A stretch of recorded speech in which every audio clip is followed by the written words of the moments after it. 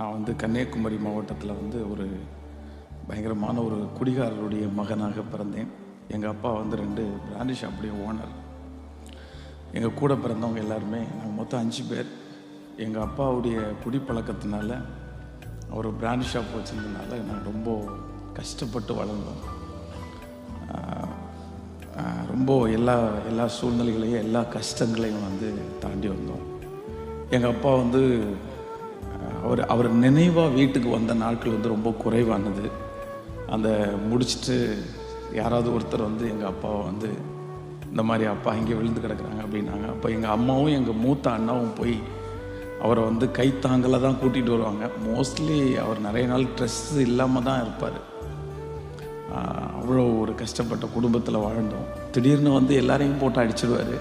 அடிச்சுட்டு சாப்பாடு ஆக்கி வச்சுருப்போம். அந்த சாப்பாடை எங்களுக்கு மண் தர வீடு, குடிசை வீடு தான், ஓட்டு வீடு, அதில் எடுத்து அப்படியே தலைகளை கொட்டிடுவார். ஸோ எங்களுக்கு அதுதான் சாப்பாடு. ஆனால் அந்த சாப்பாடை திருப்பி எங்கள் அண்ணன் எடுத்து திரும்ப ஒரு தட்டுக்குள்ளே போட்டு அதை அலசி அப்படி சாப்பிடுவோம். நான் வந்து 10th படிக்கிற வரைக்கும் ஒரு நாள் கூட வந்து எங்கள் வீட்டில் வந்து மார்னிங் இந்த ஓணம் பண்டிகையை தவிர வேறு ஒரு நாள் கூட டிஃபன் சாப்பிட்டதில்லை. ஸோ எங்கள் வீட்டில் காலையில் கரெக்டாக வந்து ஒரு 5:30 6 o'clock எழுந்திரிச்சு விட்ருவாங்க.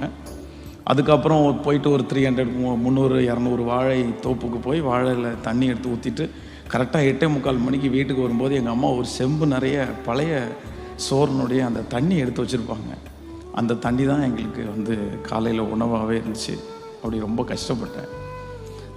ரொம்ப கஷ்டப்பட்டதுனால என்னமோ தெரில, இந்த படிப்பில் வந்து எனக்கு ரொம்ப கான்சன்ட்ரேட் பண்ண முடியல. ஆனாலும் இன்றைக்கி நினைக்கிறேன் படிச்சிருக்கலாமோ அப்படின்னு. ஸோ அன்றைக்கி படிக்க முடியல. அதனால அப்படியே காலங்கள் தாண்டினது. ஆனால் இந்த 9th 10th வரும்போது தான் கொஞ்சம் கஷ்டமாக இருந்துச்சு.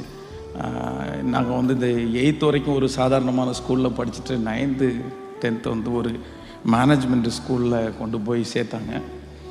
அப்போது அங்கே இருக்கும்போது வந்து அந்த பிள்ளைங்கெல்லாம் வந்து எல்லாருமே சாப்பாடு கொண்டு வந்துருவாங்க. ஆனால் நான் மட்டும்தான் வந்து லைனில் தட்டெடுத்துட்டு போய் நிற்கிறது மாதிரி ஒரு சூழ்நிலை இருந்துச்சு. சரி, பசங்க பார்க்கும்போது கூட அவ்வளோ பெருசாக தெரியாது. ஆனால் பிள்ளைங்க பார்க்கும்போது கொஞ்சம் கஷ்டமாக தெரியும். கூட படிக்கிற பிள்ளைங்கெல்லாம் பார்த்துட்டே போகிறாங்களே அப்படின்னு சொல்லிட்டு தட்டை எடுத்து மறைச்சி அப்படியெல்லாம் வந்து சாப்பிட்ட காலங்கள் இருக்கிறது.